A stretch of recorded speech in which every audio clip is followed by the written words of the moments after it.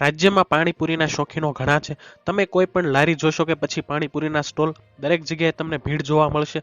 લોકો ઘરે પણ પાણીપુરી બનાવે છે, પણ લારીની પાણીપુરી ખાવાની મજા જ અલગ હોય છે. હાલમાં રાજકોટમાં આરોગ્ય વિભાગે પાણીપુરીને લઈને કાર્યવાહી શરૂ કરી છે. કાર્યવાહી દરમિયાન જાણ્યું કે અહીંની પાણીપુરીમાં સડેલા બટેટાનો બાફીને તેનો ઉપયોગ કરાય છે. આરોગ્ય વિભાગની ટીમે રાજકોટ શહેરના 150 ફૂટ રિંગ રોડ પર પાણીપુરી વેચી રહેલા લોકો પર કાર્યવાહી કરી હતી. આરોગ્ય વિભાગની ટીમમાં પાણીપુરીમાં વપરાતા સડેલા બટેટાનો નાશ કર્યો હતો. આ સાથે જ ઇન્દિરા સર્કલ પાસે આવેલા સાંજા ચૂલ્હા રેસ્ટોરન્ટમાંથી વાસી નૂડલ્સ મળી આવ્યા હતા.